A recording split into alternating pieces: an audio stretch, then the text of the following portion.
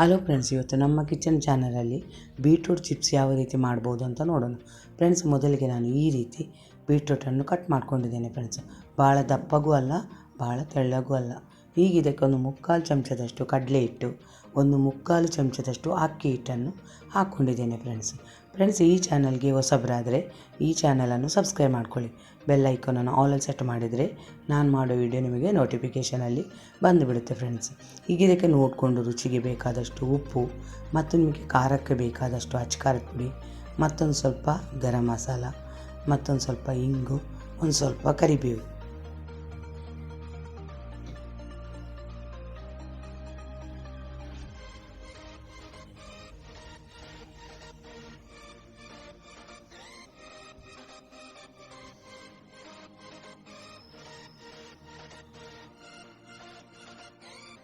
ಕರಿಬೇವು ಹಾಕ್ಕೊಂಡ್ಮೇಲೆ ಕೈಯಲ್ಲಿ ಒಂದು ಸಲ ಚೆನ್ನಾಗಿ ಮಿಕ್ಸ್ ಮಾಡ್ಕೋಬೇಕು ಫ್ರೆಂಡ್ಸ್. ಈ ಬೀಟ್ರೂಟ್ ಚಿಪ್ಸ್ ಎಗ್ ರೈಸ್ ಜೊತೆ, ಅನ್ನದ ಜೊತೆ, ಚಾರ್ ಜೊತೆ ತುಂಬ ರುಚಿಯಾಗಿರುತ್ತೆ ಫ್ರೆಂಡ್ಸ್.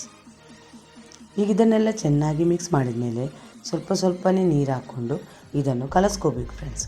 ಭಾಳ ನೀರು ಹಾಕಿ ಇದನ್ನು ಕಲಸ್ಕೊಳ್ಳೋದು ಬೇಡ. ಲೈಟಾಗಿ ಬೀಟ್ರೂಟ್ ಮೇಲೆ ಇದು ಕೋಟಿಂಗ್ ಆದರೆ ಸಾಕು ಫ್ರೆಂಡ್ಸ್.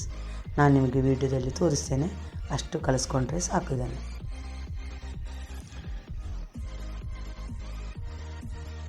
ಈ ರೀತಿ ಲೈಟಾಗಿ ಕೋಟಿಂಗ್ ಆಗಬೇಕು ಬೀಟ್ರೂಟ್ ಮೇಲೆ.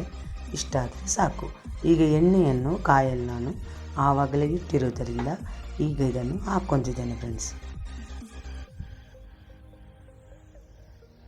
ಎಣ್ಣೆ ಚೆನ್ನಾಗಿ ಬಿಸಿ ಆದಮೇಲೆ ಸಣ್ಣ ಉರಿಯಲ್ಲಿಟ್ಟನ್ನು ಇದನ್ನು ಫ್ರೈ ಮಾಡ್ಕೋಬೇಕು. ಆವಾಗಿದು ಕ್ರಿಸ್ಪಿಯಾಗಿ ತುಂಬ ರುಚಿಯಾಗಿರುತ್ತೆ ಫ್ರೆಂಡ್ಸ್.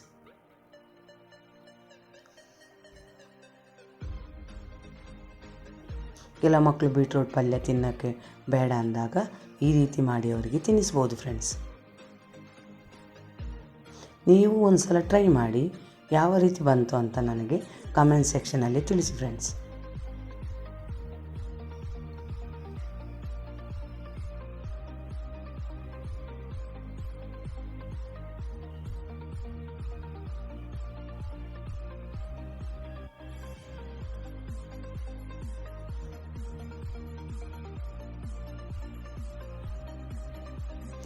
ಇಷ್ಟ ಆದರೆ ಸಾಕು ಫ್ರೆಂಡ್ಸ್.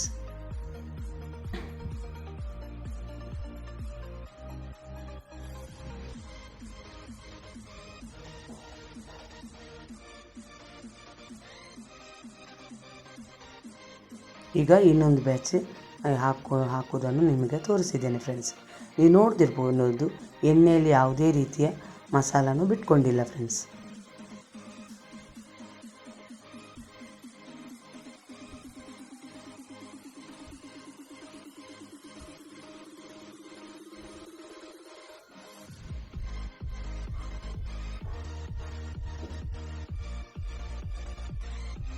ಇಷ್ಟ ಆದರೆ ಸಾಕು ಫ್ರೆಂಡ್ಸ್.